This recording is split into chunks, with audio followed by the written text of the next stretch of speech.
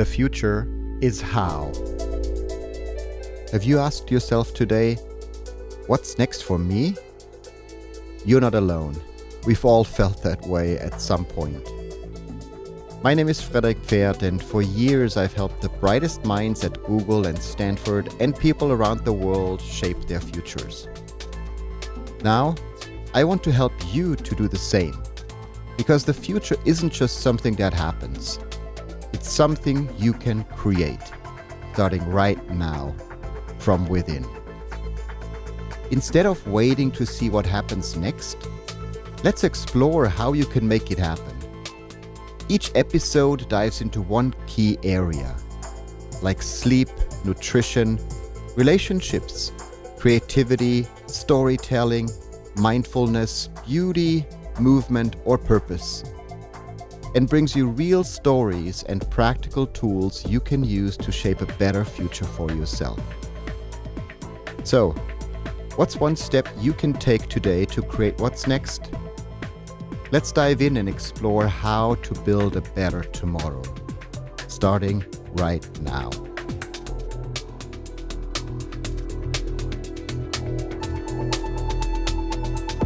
So hello friends, and welcome to The Future is How, your podcast where we explore how you can actively shape your future, starting with yourself today.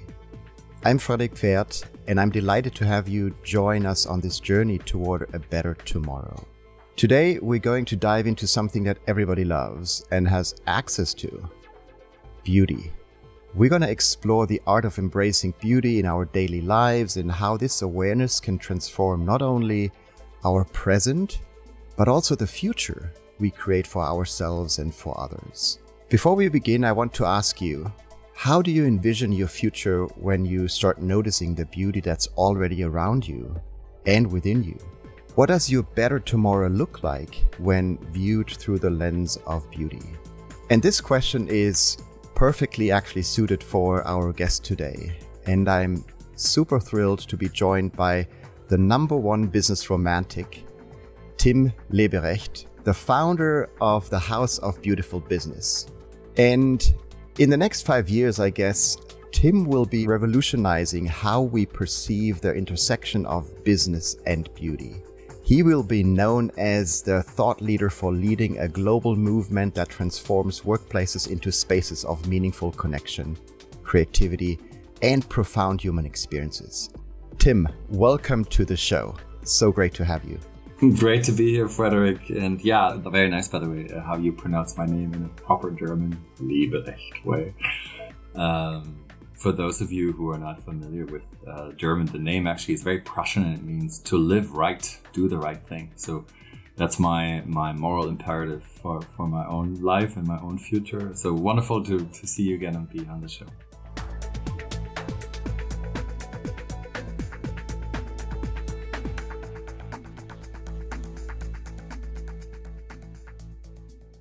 As you probably have noticed, I introduced you with not your past bio, but your future bio. If you wouldn't mind giving us a sneak preview into your future. So I'd like you to share your future bio with our listeners. So how do you envision yourself and your impact in the coming years? I've actually never been asked that question.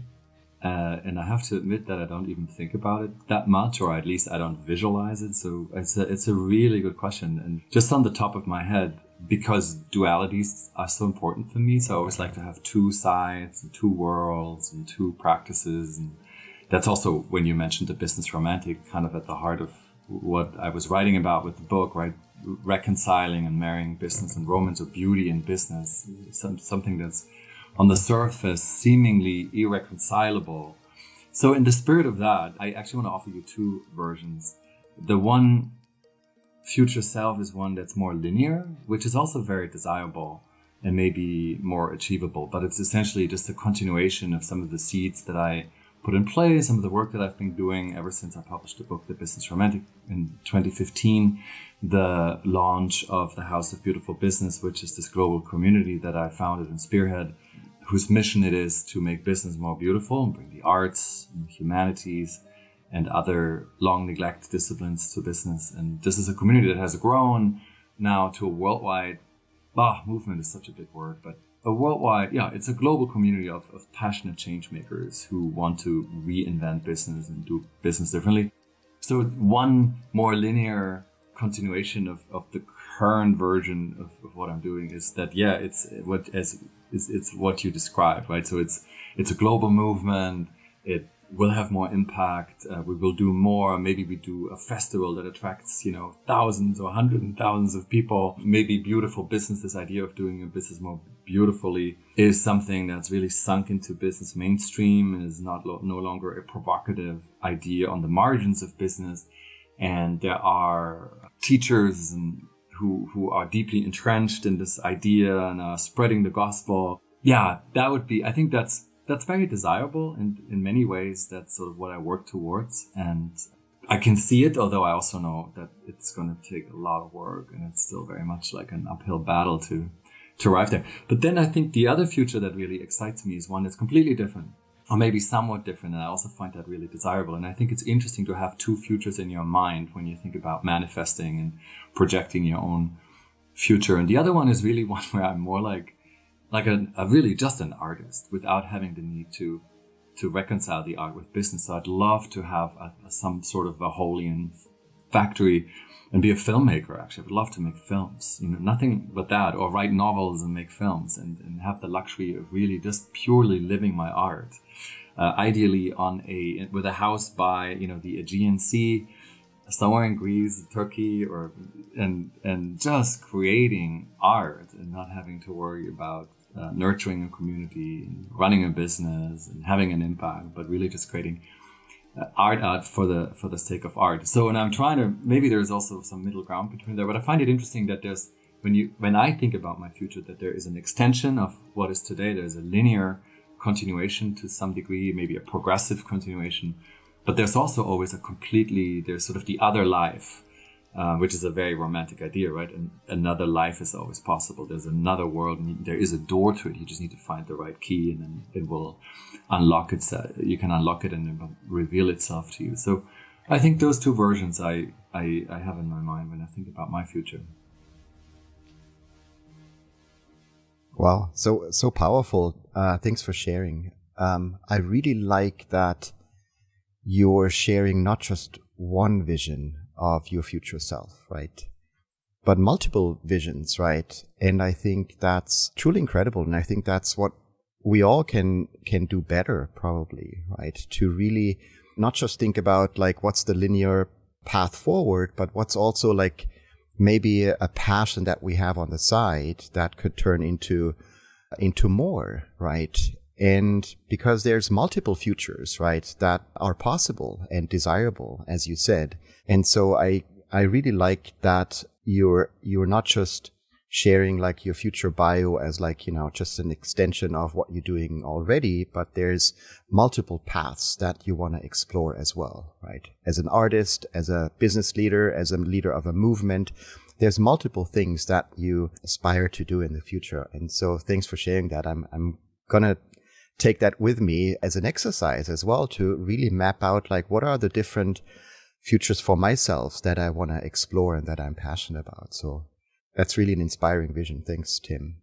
So I want to dive deeper into the House of Beautiful Business because I'm just struck by its impact and, the community that you bring in together like multiple times a year online, and you're doing an in-person event as well that has a global reach. And I remember when we last met in San Francisco, you shared more about your passion and your work. So I was attending one of your sessions and I was really struck by one of the stories that you've shared about an artist called Marina Abramovic.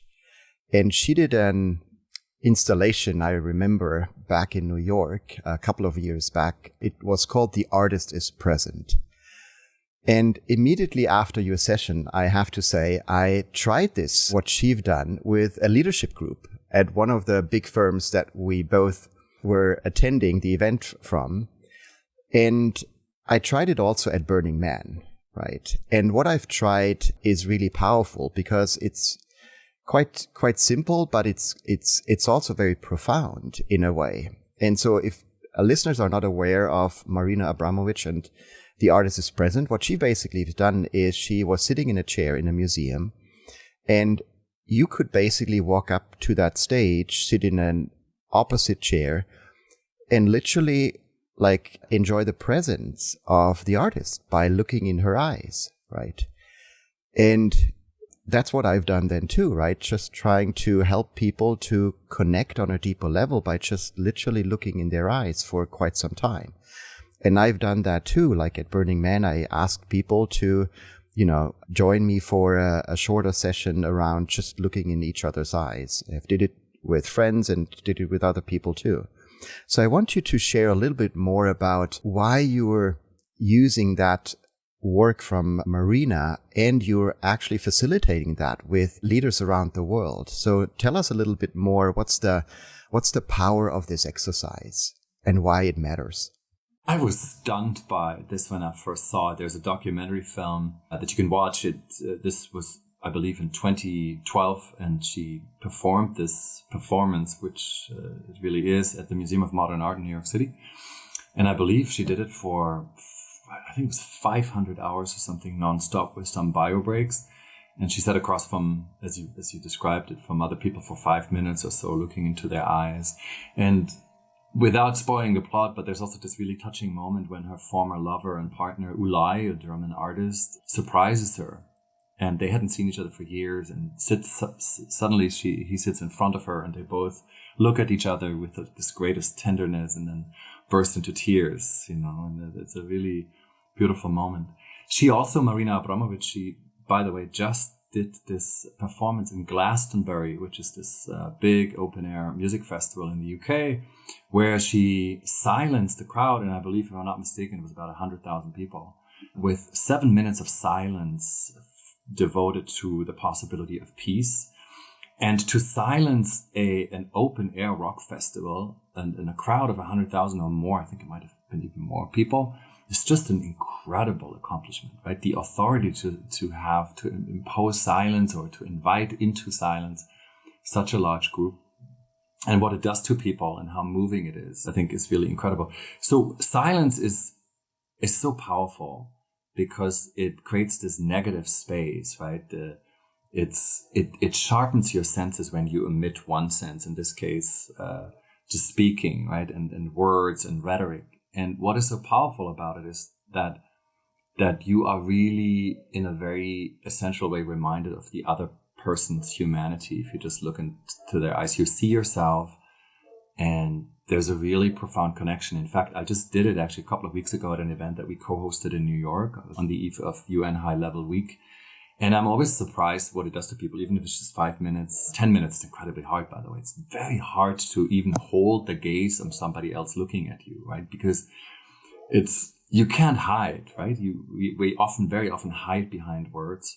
And particularly in business or at the workplace, we use words to either attack, right? So we pitch an idea, we are aggressive, right? We claim territory through our words. Or we defend. If we're attacked ourselves, we use words to defend ourselves and to justify. But there's a space in between which is just holding each other without judgment, right? Without aggression and without defense. And that space, I think, we can enter through silence. And it's about creating intimacy. It's about creating space for tenderness. And those are not necessarily terms that we often use in business. And it's something very different than connectivity or happiness, right? So many organizations are now trying to measure happiness and trying to study when happiness peaks occur and then optimize for happiness workers to increase employee happiness. But intimacy is a different quality. Intimacy is based on vulnerability, and it's more authentic, and it means a real, authentic, genuine, vulnerable connection with another person. And what we've done is not something that we've invented. It's been around for decades, this format, but we've used it in a business context, is silent dinners. So we hosted silent dinners with 20, 25 CEOs or other managers in organizations, strangers, And it's always very awkward, right? Especially in a business context where you usually network and you kind of pitch your idea, and a lot of power and status come into play, right? So who you are, what you represent matters. But if you leave that out and you just bring the essential humanity to the table quite literally, then usually after 10, 15 minutes of silent eating, people really see each other differently. Some people trying to compensate and they act or they perform non-verbally or they play, and others just lean back and are very comfortable only with feeling the aura, the energy that is in the room, and looking at other people and sensing other people. And interestingly enough, when you eat in silence for 90 minutes, you can observe how connections are made non-verbally, right? So some people connect more with other people. It's not that everybody's connecting with everybody. Silently, you can see the energy flows almost. You can see the energy between 2 or 3 or 4 people. And I believe I think it's such a powerful exercise because it really reminds us of our own beauty and the beauty of the other, not in a very superficial way, but in a really profound way. And it opens the door for a connection that then can be leveraged for other purposes. The moment when the music is turned on and people are allowed to speak again is always very strange, because it's almost like you're breaking a sacred vow, right? If you revert back to language, it's almost like you're desecrating, the sacred pact and the sacred silence that was in place. But when we did this exercise, for example, with an insurance company, to help them with company culture building, and the CEO, our client, came to us afterwards and said that this was the single most effective measure to foster psychological safety and trust, more than many, many exercises they had also done, because at a very fundamental level, it created a space that just didn't exist in this organization, probably many other organizations before. So yeah, it is. I'm a big fan of silence, and this is also what I think you write about in the book, right? That when it comes to envisioning your future, so much of it is just sitting with yourself and giving yourself the time to hone your mindset and to imagine, like, from within, right? Rather than just responding to peer pressure, societal pressures, the constant stimuli of what you should be, in 5 years and 10 years, and what your future should look like, and those many norms and expectations that are thrown at you. So silence, I think, is key to really finding out what you want for yourself in the future.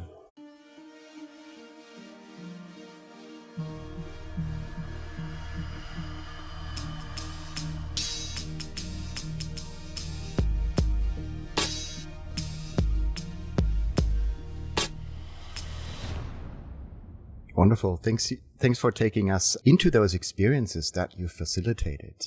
And I was lucky enough to, join you for one of those silent dinners in Berlin.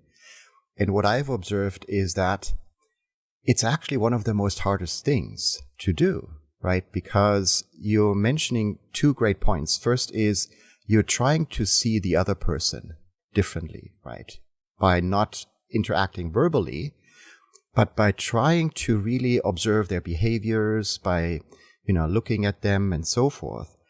And the second thing I think is even more profound, which is you're trying to really see yourself, and you're trying to sit with your thoughts, with your emotions, with whatever arises, right, in those moments. And that is very difficult for a lot of people, including me, right? Where I've observed, like at that dinner in Berlin, that a couple of people were actually standing up and were leaving the room, right? Finding an excuse that they, needed to go somewhere else, or they needed to do a call, or whatever it is. So I think the difficult part was not like seeing someone else, but seeing your true self. I've taken that and went on like these extended silent retreats as well, right? For 10 days and even longer. And it's one of the most difficult things, but also one of the most incredible things that you can do, because with that silence and that intimacy that you create for yourself, you're really starting to understand your true inner self.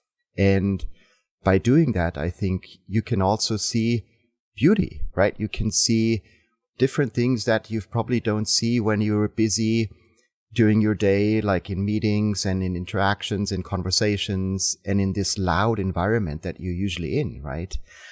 So there's a great quote from Anais Nin that I really like, which is, you don't see the world as it is, you see the world as you are, right? And if you're sitting in silence, I think you truly see yourself, and you see, what are the values that are coming up? What are the judgments you're making about yourself and about others and so forth?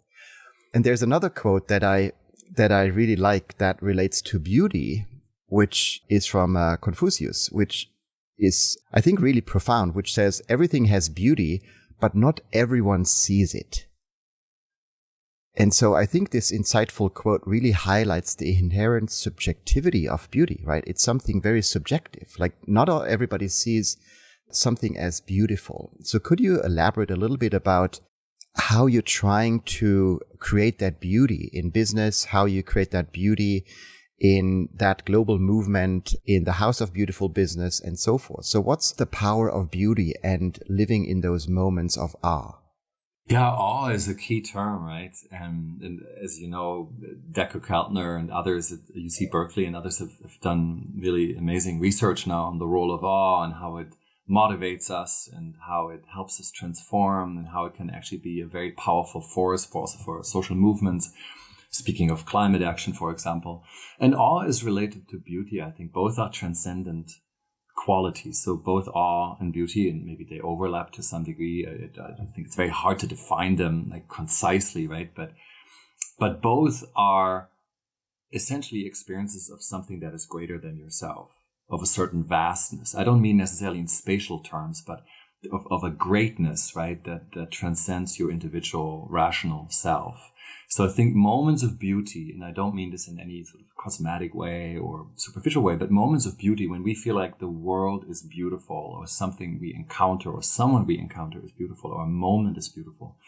It reminds us, I think, of our best angels, right? Of sort of the best of humanity, of what is possible. It reminds us of something pure, a pure state of being, right? Sort of a promised land of purity, and that maybe we have forgotten, that we have neglected, that we have abandoned in the maelstrom of everyday work and this fierce competition that we're all, of course, now part of, in a capitalist system. So I think it's moments when we're reminded of our vulnerability, of the intimacy that we're capable of. There's a beautiful quote by the Portuguese poet and writer Fernando Pessoa, who once said, "Beauty is what does not exist."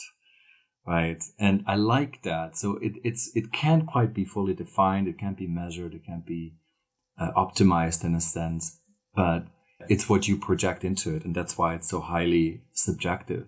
And you can find beauty in a relationship with a movie that you're watching, right? There's a certain moment or there's a scene where like suddenly it's like you're so deeply touched because it reveals something true. I think maybe that's a core quality of beauty, is that not that it's true, what you're experiencing or what you're seeing, but that it feels true to you.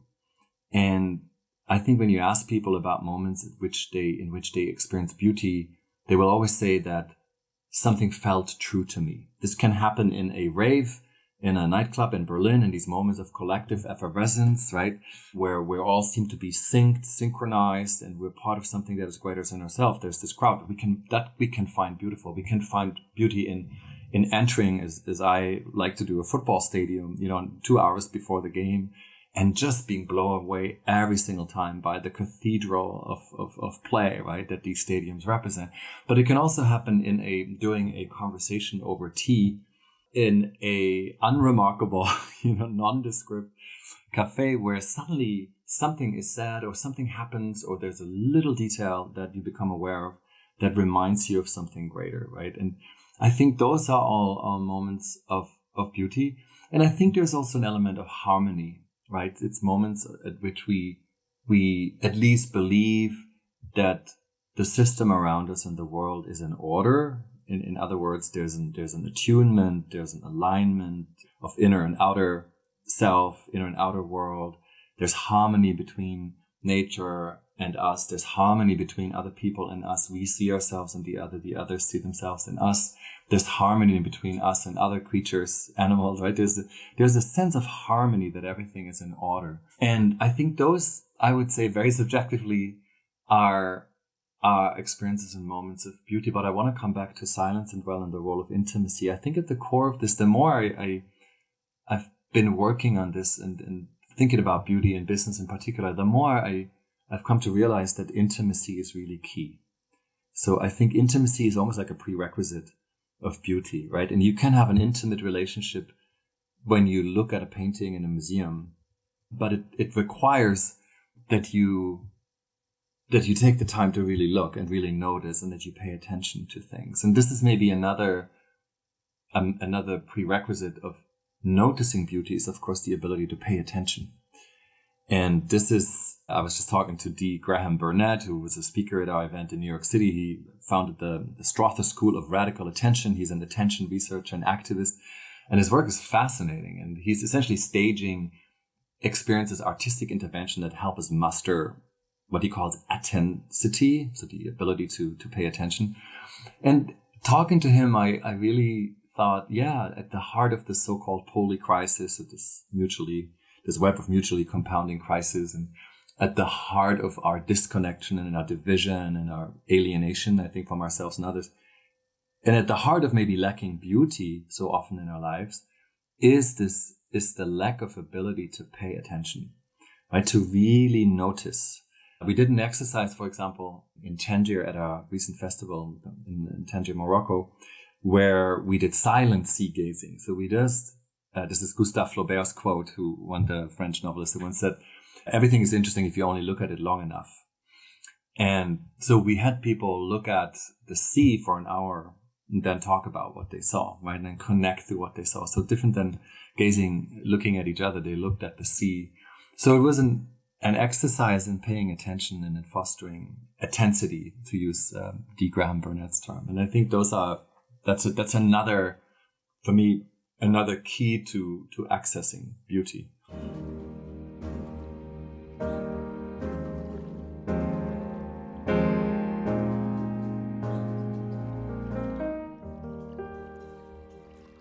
Wonderful. Should we do maybe a beauty pause or something like that together, where we actually practice that for just a couple of minutes, trying to give our listeners a chance to really experience this beauty, right? And look for it specifically.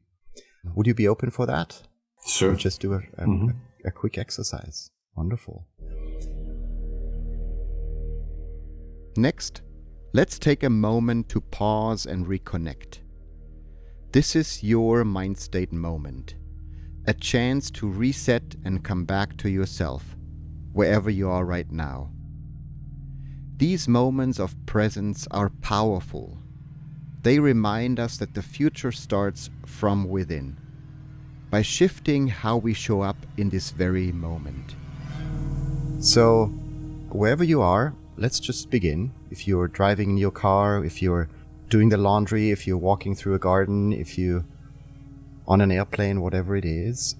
So I just want you to just take a deep breath in and then exhale slowly. And first, let your eyes just find something that appeals to you visually. Perhaps it's the play of shadows on the wall, the color of the sky, or maybe an object that holds special meaning for you. Just trying to find that around you. And I want you to observe it closely. What details stand out? How does it make you feel? And allow yourself to just fully appreciate its beauty. Next, let's tune into the sounds around you. Maybe it's the gentle hum of your surroundings. It might be a distant laughter of children, or a dog barking the melody of a song, the cars driving by. Just choose one sound that really resonates with you at the moment. Listen attentively and noticing its nuances and rhythm.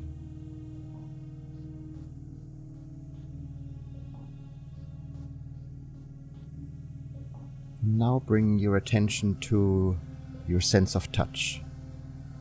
Either feeling the weight of something in your hand, or the softness of the fabric you're wearing, or maybe the coolness of the air on your skin. And just focus on the sensations and consider why they are comforting or pleasing you.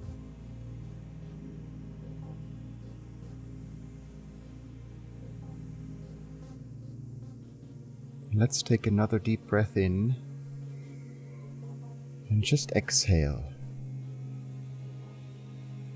And so, by engaging your senses to just notice these three beautiful things, like what we see, what we hear, and what we can feel, I think you've connected more deeply with the present moment. You just recognize how this awareness influences your mood, and maybe perhaps bringing a sense of calm and gratitude, or even joy. And these beauty pauses, I think, are accessible to all of us, right?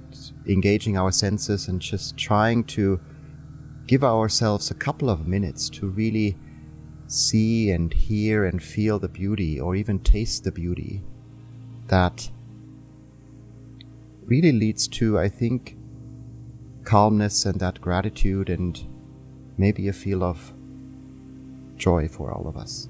So thanks for engaging in that quick exercise. So I want to ask you about something you mentioned earlier, which is that connection between beauty and the future, right? Because you mentioned that quote that beauty is something that is not there yet, or not defined yet, or not accessible yet. And so that is also a definition of the future, right? Because it hasn't happened yet, right? It's something that is unknown, that maybe creates an emotion for us, right? Sometimes it creates anxiety, sometimes it creates excitement. So how would you connect those two elements, beauty and the future? And how can we make use of that connection so that we can use that lens of beauty to really also shape maybe a more beautiful future? Yeah, first of all, the term beautiful is so powerful. When we confront people with the term beautiful, or we ask them in our workshops or with clients or at our festival to imagine the future, we found that it means so much more to people if the future is beautiful. So they want the future to be beautiful. They want to lead a beautiful life, rather than to say the future should be just. The future should be inclusive. The future should be sustainable. The future should be purposeful. The future should be productive. The future should be successful. The future should be peaceful. Those are all really important adjectives, and you could give them different weight. But beautiful is the one term, I believe, that connects us all. And so if we think about the future, I think we should always think about the future as something that is beautiful. And that probably means that it's, in a way, achievable, but also never achievable, right? So it's definitely within our grasp in a sense, but if we ever fully materialize it, it will probably also lose its appeal and its beauty in a sense, right? If we really fully understand beauty and codify it and implement it, it's probably gone. So there is an aspirational quality to it, or sort of a mystique to it, that I think is also inherent in the quality, in the definition of beauty. And I think that's maybe the question. That's how I would connect the two, is what does it mean for you to have a beautiful future? And often this goes back to what we talked about earlier. Often it is, when I mentioned the two different possible visions for me, often it is your unlived life, right? It's sort of, again, the negative space is something that you have suppressed, or that it's a source of a trauma, or it's something that you're carrying with you, but you have never been able to fully turn it into action or manifest it for yourself. I think a lot of people would say, there's an unlived dream, there's an unlived wanting, an unlived desire. The British psychiatrist and writer Adam Phillips once said, nothing matters more than what never happened. And I think that's very true, right? When we think about our future, we always think also about the things that have never happened that we actually wanted to happen. It's maybe an unrequited love. It's an unfulfilled dream. It's a passion that we're almost like coy about. We don't want to admit. And often I think going to these places, to these unlived lives, to those things that have not happened yet, right? But that sort of attract us and that have a lot of power over us. I think that's sometimes, if not most often, where the beauty is hiding, right? So I would just encourage us to go to these places, and I think in my case, for example, after I started as a musician, first of all, I studied law, then I had a musical career, which was not commercially very viable. I went back to university, and then I worked in marketing. I worked in Silicon Valley, like you, Frederik. I worked in marketing and for a design firm, but it took me really 40 years of my life until I came home to what I did when I was 14 or 15, which was to play with fake toys and create fake publishing companies and curate conferences. I did this when I was a child, 12. I was playing with toys, doing that. And that's exactly what I'm doing now. And I think for 20 years or so, when I was in the corporate world, I think I was trying to function within that and succeed within that, and was quite shy about going back to the roots of what I really wanted to do and what a beautiful future for me entailed, which was really to create and to connect people and to curate and to create art and to create experiences that may not even be impactful in terms of political resonance or societal impact, but that are just impactful because for a moment we are reminded of the beauty that's possible, And I think that goes a long way. And that's just enough for me in terms of my own work that, I think kind of gives me enough satisfaction and justifies why I'm doing what I'm doing. So that's probably how I would connect it to concepts, beauty and future.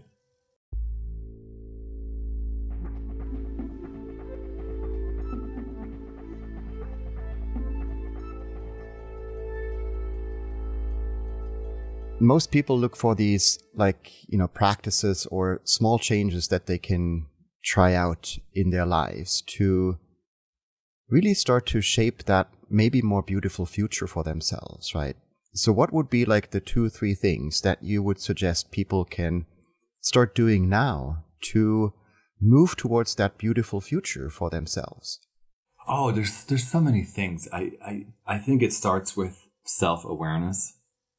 So it means really becoming aware of, as you talked about this earlier, Frederik, right?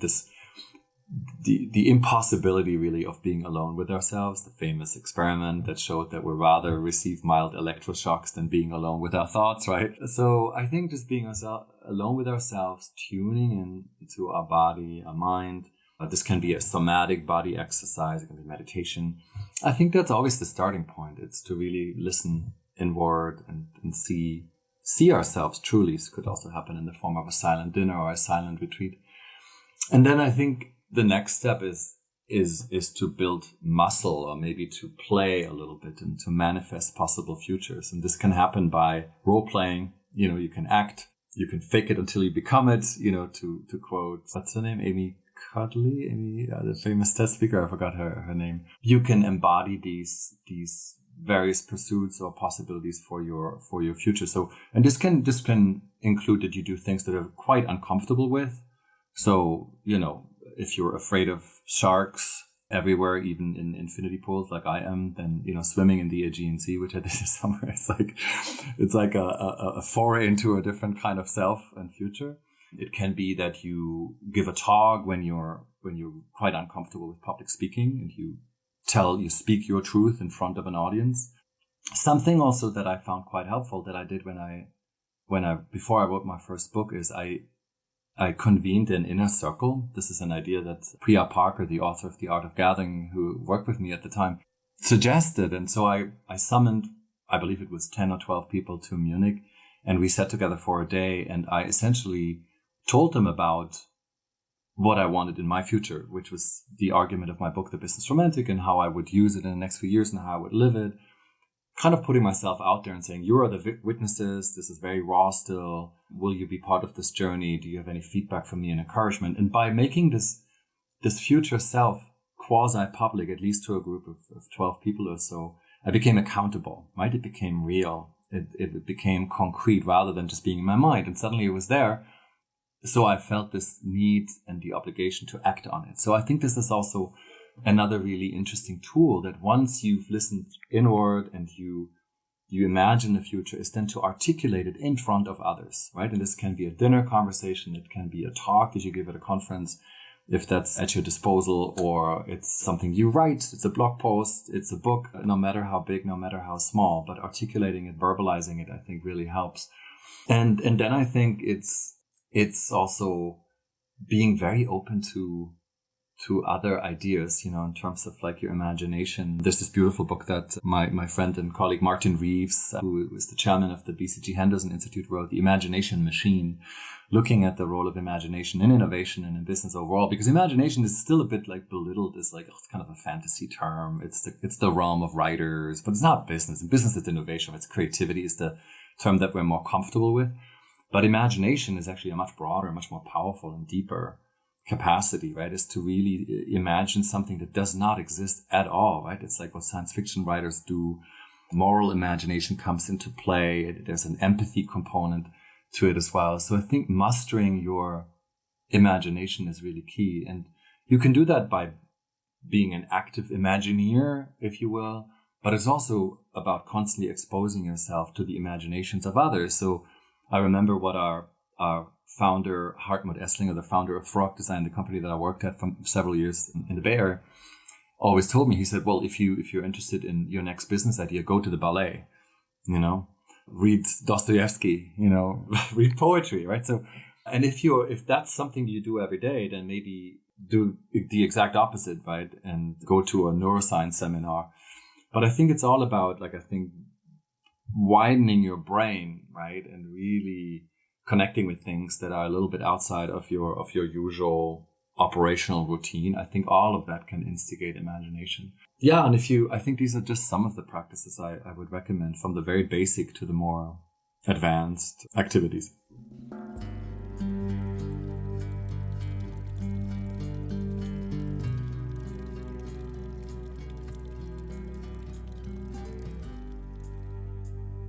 So would you say there's beauty in AI? And let me give a little context, right? I think when you talk about intimacy, we can observe that there is now a lot of intimacy around the world where people share more and more with their AIs, right?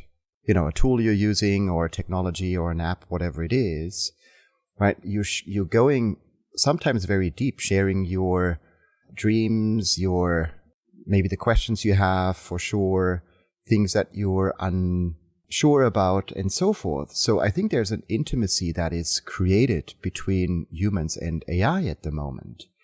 So would you see, and we might tap into your imagination now, would you see a future that is more beautiful when we have these intimate relationships with AI? We actually had a couple of sessions and even a work group on this topic. Can AI be beautiful? I mean, in many ways, that's one of the most important questions, I believe. If we want to create a beautiful future, or a future that's more beautiful, then AI will be a big part of it, whether we like it or not. And I used to say, even in the presentation I think that you attended in San Francisco, Frederik, that I believe intimacy is inherently human because it requires vulnerability, which is also inherently human trait. If we can't suffer, then we cannot develop intimacy. And suffering is not something, arguably, that machines or AI can do, right? There's no suffering. Nick Cave, the writer, also wrote about this really beautifully and said, AI will never have to overcome any boundaries in a sense. There's no transcendence, right? There's no suffering from which it can lift its spirits. But to be honest, I'm not so sure anymore. I think I've changed my mind there a bit, or at least I'm open to having it challenged, because I think maybe intimacy and maybe beauty as a result of it is actually, it can be a parasocial quality, right? So you can maybe feel intimacy with a celebrity you've never met, but this person is very close to you, and and you feel something like intimacy. And beauty is maybe also not a personal or interpersonal quality. It's maybe something that is generated between two entities, right? That sort of transcends the dialogue or the exchange between two people or a machine and a person. And I think it is possible in the conversations with humans and AI, chatbots or romantic partners or friends. We see so many of these chatbots now basically assuming the function, right, in this role, often for the elderly or for teenagers, right, or for others for whom having an AI chatbot as friend, as romantic partner is actually a powerful device against their loneliness and isolation. And in the exchange with AI chatbots, why would there not be moments of beauty? Like, why do we have this arrogant belief that we are at the pinnacle of evolution and only we are able to create beauty in the form of an intimate exchange with another entity? Maybe in the exchange with AI, something like beauty or beautiful moments can arise, and they're possible, right? And why should that not be the case? Why are we so human-centric and so myopic in a way that we wouldn't allow that to happen? And AI is creating new meaning, right? It's creating a new language. Our language will change. It's changing how we think. It's changing how we feel. There's, on the one hand, I think this possibility that it will really enrichen our world. It might change as humans, and many of the things that we hold dear to our heart, that we say they are inherently human, and I think they will be gone or they will change. We might not even remember what it was like. So the world will be very different. And maybe it will not be human-centered anymore. But will it be less beautiful? I don't know. There is, of course, this dystopian view, and I'm not even so worried about extinction scenarios in that sense that AI, I do see the danger, but I'm not so worried about it. But I'm more worried about AI leading to a very monochromatic, reductionist world, right? Where it's just about optimizing and it's sort of the lowest common denominator. There's already research saying that these tools essentially now being fed with their own data and synthetic data, they're becoming just like all the LLMs, the large language models are becoming more or less alike. And so there's a real danger, right, of jeopardizing diversity of thinking and diversity of expression and cultures. But if we, and this is maybe one proposal that I would have is if we bring in other disciplines, we just had a speaker, Wakani Hoffman, who's doing research on indigenous wisdom and how it might inform a more beautiful version of AI. If we make AI poetic and if we imbue language into it, that is not just about productivity and efficiency and this illusion of providing us objective knowledge, but actually giving us wisdom and creating a different brand of being that we embrace as a coexistence, a really different way of a different form of intelligence. It might overall, in concert with us, it might overall lead to a more beautiful future. I don't think we should rule that out. There are dangers, but I think more so maybe than last year or 2 years ago, I do see the possibility of beauty with AI. And I hope, if I weren't seeing it, I don't think I would be able to envision a beautiful future, because that future will involve AI, for sure. You mentioned that you changed your mind. Was there a specific moment in the past or a specific experience that you had that made you change your mind on your view on AI, the future, and if it could be beautiful? It wasn't so much a moment. It was more listening to a lot of conversations. Speaking with, for example, the Nigerian philosopher Bayo Akomolafe, who was our philosopher in residence, who calls himself a post-humanist, who in a really interesting conversation reminded me that, or suggested that AI might actually be, it's humbling us, and in a way it's bringing us back to a pre-enlightenment, pre-human-centered era. So it's kind of like a decolonizing tool for him. And I thought that was quite interesting. We've objectified knowledge. We made knowledge scientific. We made it rationally evident. We reduced it in a way. And maybe there's a way for AI to remind us because AI is also really a black box. It's in a way unpredictable, right? There's not a single AI engineer in the world who can truly predict what it will produce in terms of responses. And every response is different. So there's something about the volatility and the unpredictability of AI that actually is very raw, and that disrupts and challenges our enlightenment based rational thinking, and this idea that we're at the center of the world and that if we only have enough data and objective knowledge, we can control and manage and exploit this world. And this humbling is an opening. This humbling is maybe an opportunity to also think about our role and how we want to coexist with AI in the future. So maybe that's a too optimistic or naive or utopian way of reading it. But I think that conversation with him, I think, was maybe one of the moments that maybe really changed my mind.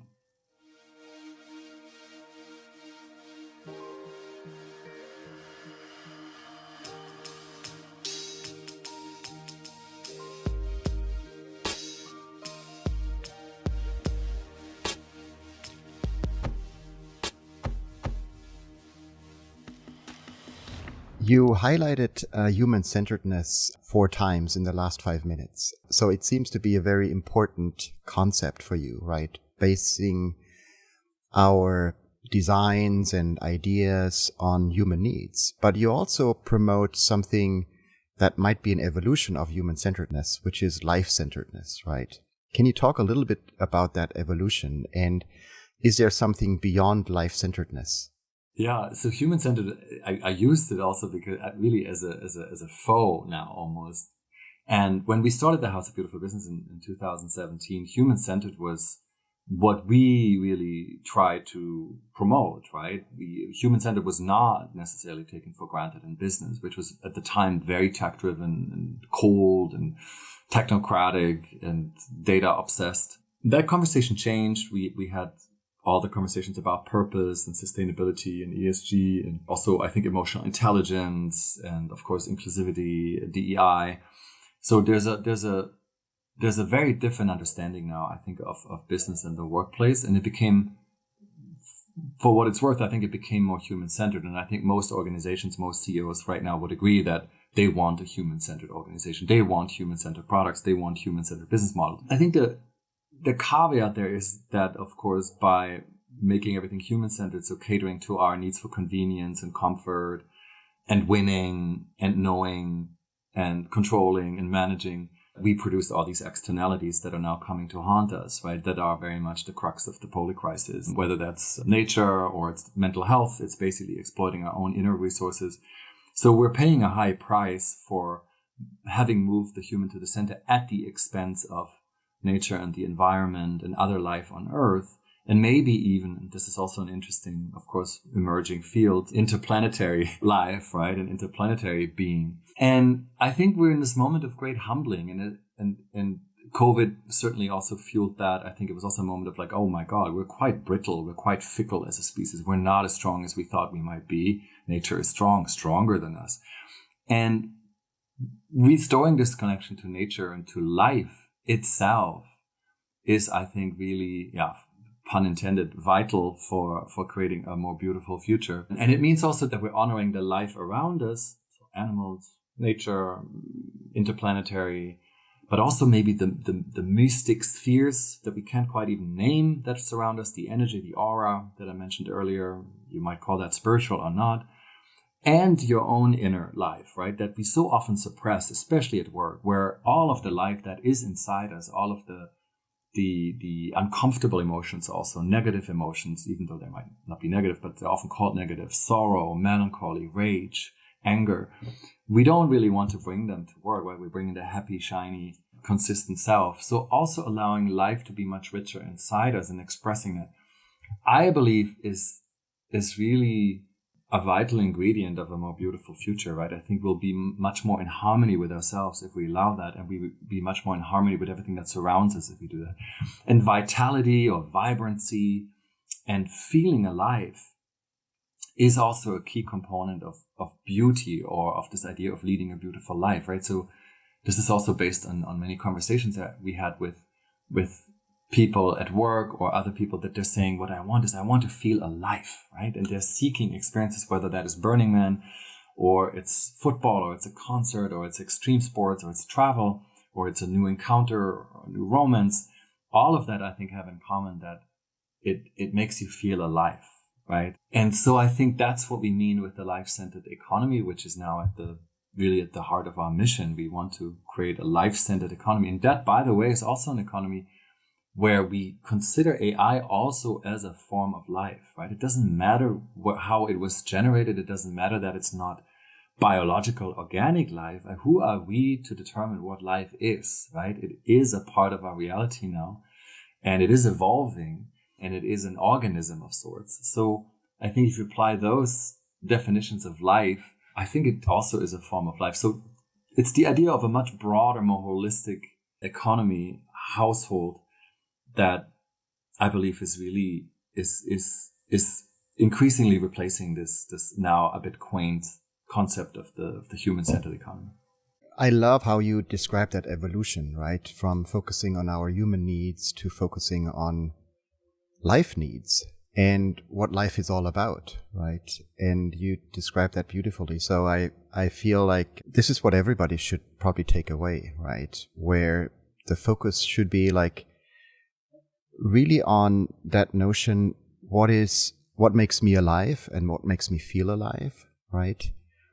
And how can I use those moments to also look for the beauty, right? To combine those two things together again. And to bring in the future into that equation, maybe there is a future-centered movement as well, because that's something that's on everybody's minds, right? Everybody wants to figure out like, what's going to happen next, right? And what can I create next, or what should I create next? And for me, it's really important to not see the future as something that happens to us, right? And we're passively recipients of the future, but it's something that we actively shape, right? That we have control over. And if we put life-centered into that focus and saying like, what makes me feel alive? What makes my future feel more alive for myself? I think we are on a better path moving forward. So, Tim, I have to say this has been like a truly inspiring conversation, which also, has had some practical elements, right? Where people actually, can take something for themselves and do those small changes in their lives to really create a more beautiful future for themselves. Is there anything more that you want to share before I ask you the last question? I would just add to that, Frederik, that it's not just about creating a more beautiful future for myself, right, or for ourselves. I think what is also so important now is that we create a beautiful future for others, right? And maybe others in particular who unlike us, have maybe less agency or a sense of agency and the ability to actually shape their own future. And so often and I think I would really insist on that. So often when we talk about beauty or intimacy, vulnerability, right, I think there's always a bit of this discomfort also with these terms, because we're thinking, oh my God, in the world as it presents itself now, which in many ways is hardening, right? So I just look at the conflicts and the wars in the Middle East, Ukraine, elsewhere, and all the suffering and all the horror and the injustice. You might think this is quite sort of ludicrous or even obscene to talk about beauty as something worth aspiring for. But I think that's also not quite right. I think if we conceive of beauty as something that helps us develop a relationship to others, if it fosters intimacy, if it helps us to see other worlds, to quote Agnes Nin, right, we see the world as who we are, and really understand who we are, who the other is, and seeing the other and seeing the beauty with others. I mean, this may sound soft and may sound a bit, too playful, but I do believe that it actually there's a significant contribution there, that beauty can save the world, if we really foster those resources. So there is also a political component to it that I don't think we should just dismiss. And that's important, I think. I just wanted to add that, because so often when you have these conversations and it's about like, what's my future and how do we envision a more beautiful future for ourselves? Yes, that's important. But it becomes truly beautiful, of course, if it's more beautiful for more of us.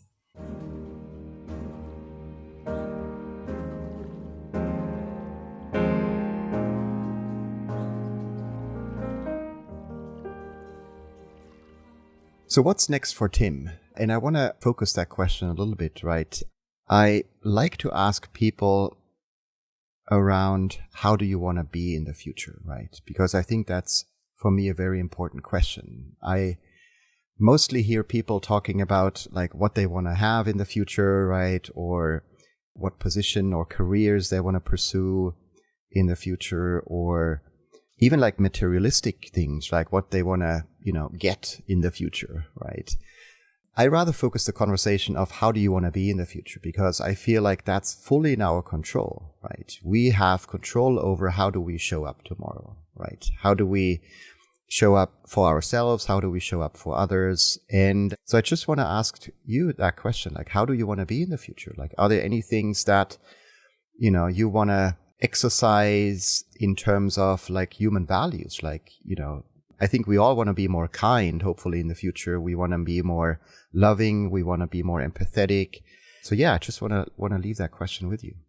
I want to answer this question by citing fellow business romantic Warren Buffett, who I just read today, said something really beautiful. He was talking about winning and losing, and he said in the future, winners are not going to be those who have financial wealth or have a formidable career and moving upward and climbing up the social ladder and have power. He said the distinction between those who will be winners, he called them, or losers, you could also say those who have a beautiful life and those who don't, is are they loved by those who they want to be loved by?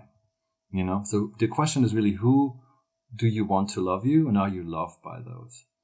And I thought it was such a good question. And maybe that's also what I really want. I think I want to be loved by those who who I want to love me, and I want to be loving. And in my particular case, I think I want to be a better father. I have a 14-year-old daughter.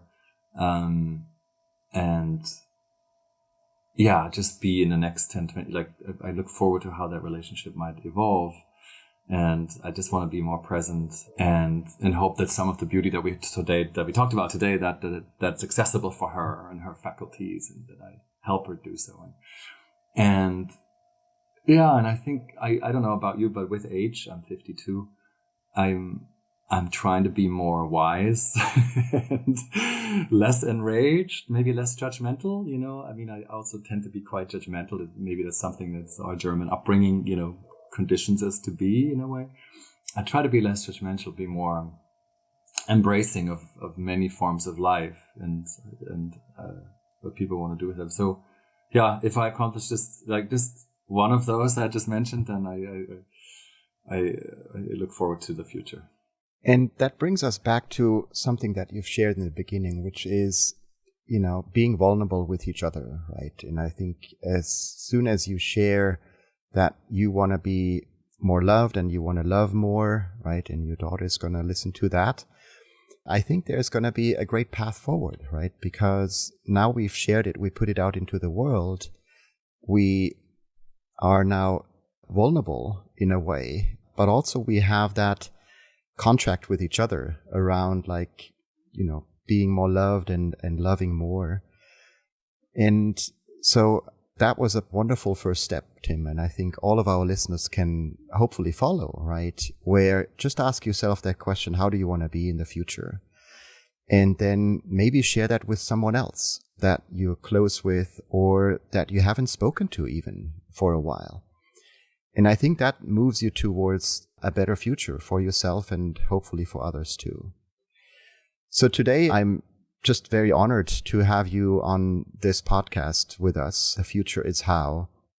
As we've learned that embracing beauty and intimacy around us and even within us, we really can enrich our lives and influence the future we're creating. It's all about making these small and mindful choices that lead to greater fulfillment and connection. So listeners, I encourage you to incorporate maybe the beauty pause that we've done into your daily routine, some of the practices that Tim has shared, and just experiment your way to the future, right? I think these moments of appreciation can open doors to new insights and possibilities you might have otherwise missed. So Tim, it has been a true pleasure to have you on the show, and thank you for sharing your wisdom. I think you're already a very wise human being, and inspiring us to see the beauty in our everyday lives and in our future as well. And to our listeners, thank you for joining us on The Future is How. Remember, with your focus on the beauty all around you and inside you, this is how you create a more beautiful future for yourself and for others. So let's continue on this journey towards a better tomorrow, starting with a better you, and looking forward to seeing you in the future. Thank you so much.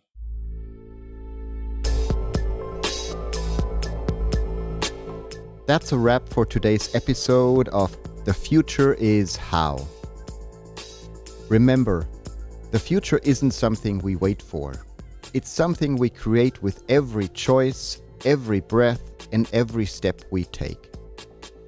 If this episode sparked something in you, share it with someone who's ready to shape what's next. And don't forget to subscribe and leave a review. Your next chapter begins now. So what will you create today? I'll see you in your future.